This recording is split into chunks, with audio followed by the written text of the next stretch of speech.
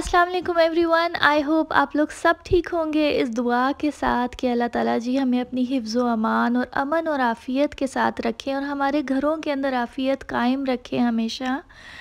तो ये जुमेरात की तैयारी हो रही है, हलीम बनानी थी इस दफ़ा और ये मैं पहले ही रात को भिगो रही हूँ दालें वगैरह, मैं आपको बताती भी हूँ। तो कितनी ली है मैंने, 6 दालें ली थी मैंने, दोनों तरह के दलिए मिला के, और सातवीं जो चीज़ थी वो चावल थे। तो वैसे तो चावल का टोटा कहते हैं उनको, लेकिन मेरे पास तो रेगुलर घर वाले ही चावल थे, बल्कि अच्छे वाले, तो मैंने वही डाल दिए थे। तो दालें जो ली थी वो चने की दाल थी, मूंग की दाल, ये दोनों आधा आधा किलो थी। मूंग की दाल जो बग़ैर छिलके की होती है, और माश की दाल पाव थी, और चावल पाव थे। और गंदम का दलिया आधा किलो था, और जौ का दलिया आधा किलो, और मसूर की दाल आधा किलो। गंदम जो है वो साबुत भी डाल सकते हैं, लेकिन दलिया मिल जाए तो मुझे ज़्यादा अच्छा लगता है। मुझे होता है कि चलो मेहनत कम हो जाए, जल्दी गल जाएगा। और ये सारी चीज़ें तो रात को ही मैंने भिगो दी हुई थी जो मैंने आपको दिखाई हैं। और मसूर की दाल बस नहीं भिगोई थी, क्योंकि वो वैसे ही बहुत डेलिकेट और वो नाजुक सी होती है, वो तो फ़ौरन ही गल जाती है।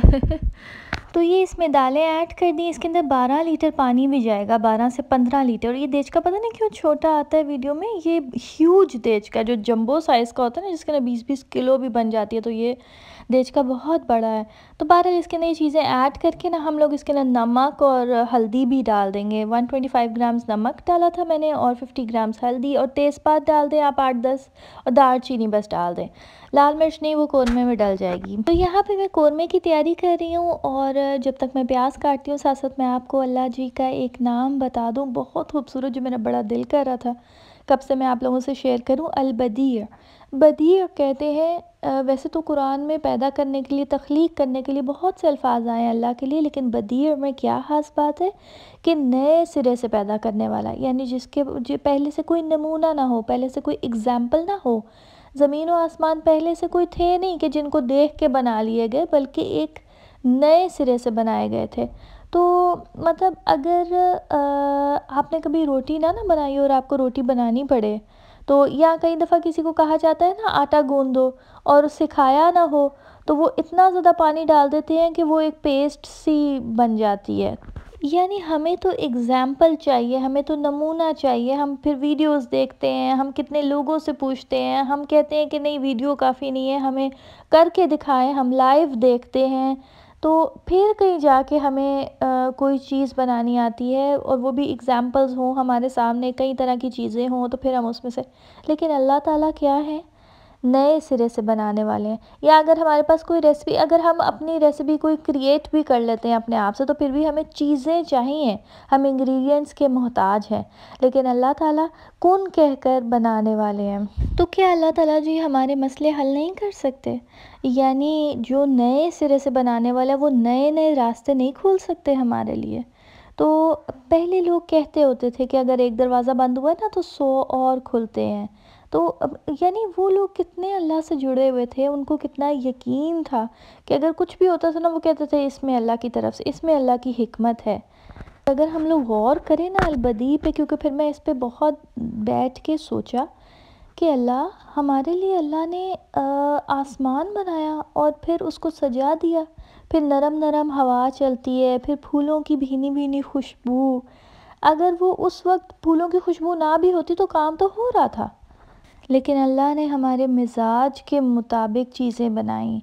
और अगर ये ग्रीनरी जो है, जो ऑरेंज कलर की होती है, और शदीद तेज़ धूप में हमारा क्या हाल होता, लेकिन अल्लाह ने हमारी आँखों का ख्याल रखा।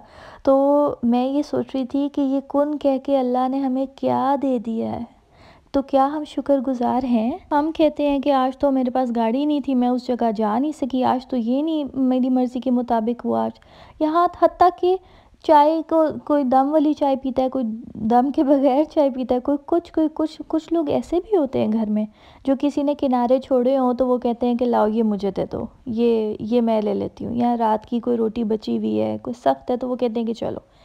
कैसे उनको इतना इत्मीनान मिला हुआ है। अपनी साख्त देखें, हमारे पाँव यानी ऐसे हैं कि वो वज़न उठाए हुए हैं सारा, हमारा पलटना, चलना, मुड़ना, घूमना, हम घूम सकते हैं, तो हमें ये शिकवे जायज़ नहीं है।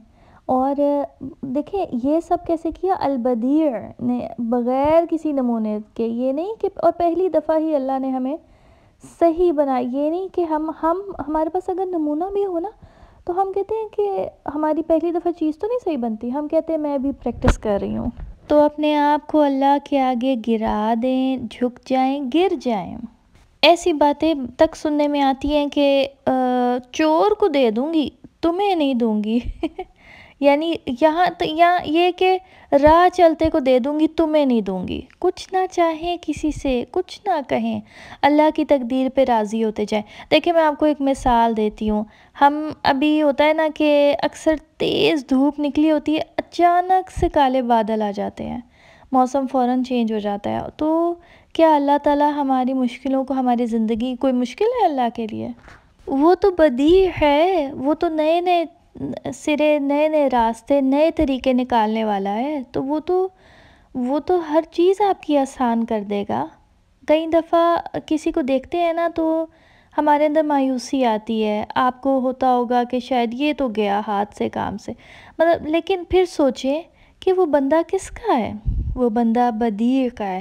ہمیں نا اصل میں لوگوں کے آگے رونے کی عادت ہو گئی ہے. جو خود فقیر ہیں، فقیر ہی فقیر سے مانگ رہا ہے، محتاج کے سے آگے جا رہا ہے، اور وہ بھی آگے سے کہتے ہیں کہ میں اپنا کیا حال بتاؤں. ان کا حال اور خراب ہوتا ہے. یعقوب علیہ السلام کی مثال دیکھیں، انہوں نے اللہ سے ہی کہا تھا نا، انہوں نے لوگوں سے تو نہیں کہا. انہوں نے اللہ سے کہا انما اشکو بثی و حزنی الی اللہ، میں اپنا غم اور اپنی بے قراری اللہ کے آگے ہی رکھتا ہوں.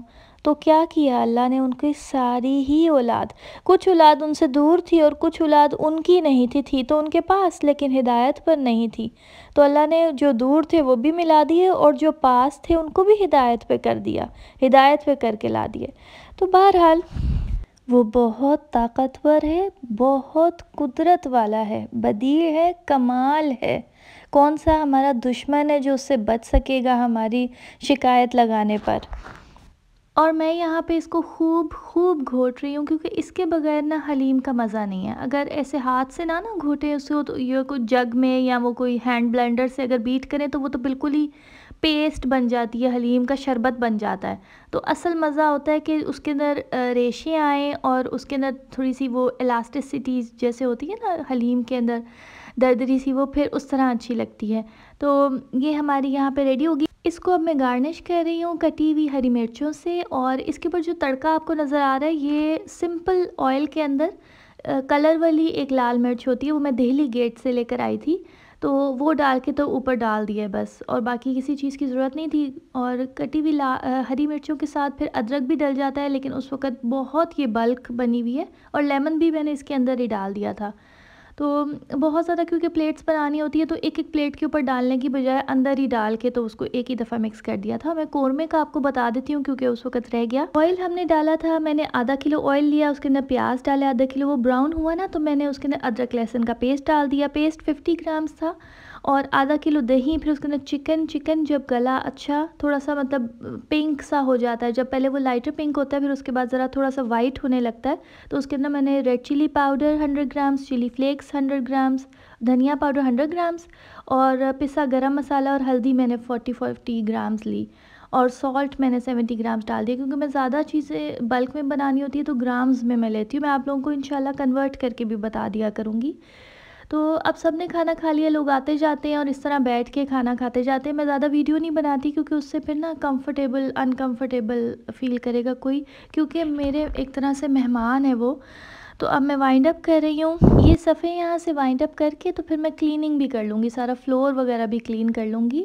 تو یہ، اور پہلے ان صفوں کو بھی گیلے کپڑے سے اچھی طرح صاف کیا ہے میں نے. تو پھر اس کے بعد جو تھوڑی ڈرائی ہو جائے، مطلب گیلی نہ ہو، تو پھر اس کے بعد ان کو رول کر کے اٹھا دوں گی. اور پھر میں کسی دن نا آپ کے لیے وہ ویڈیو بھی بناؤں گی، برتن وغیرہ بھی سارے واش ہو کے تو سارے اپنی جگہوں پہ ڈرائی ہونے چلے جاتے ہیں، پھر اس کے بعد اپنی جگہوں پہ چلے جاتے ہیں. تو اللہ تعالیٰ قبول بھی فرما لے. میری ایک ٹیچر ہے، وہ مجھے میسج کرتی رہتی ہیں کہ دعا کرتی رہو، ساتھ دعا پڑھتی رہو کہ اللہ تعالیٰ قبول فرما لے، ہم سب سے قبول فرما لے، کیونکہ ہر کوئی اپنی اپنی جگہ کوئی نہ کوئی محنت کر رہا ہوتا ہے. تو اور اللہ تعالیٰ ہمیں کافی ہو جائیں، اور اللہ تعالیٰ کریں کہ اللہ جی ہمیں صحیح معنوں میں متوکلین بنا دیں۔ تو اپنا بہت زیادہ خیال رکھیے گا، دعاؤں میں یاد رکھیے گا، چینل کو سبسکرائب کرنا نہ بھولیے گا، اور بہت سارے دعاؤں کے ساتھ ٹیک کیئر، اللہ حافظ۔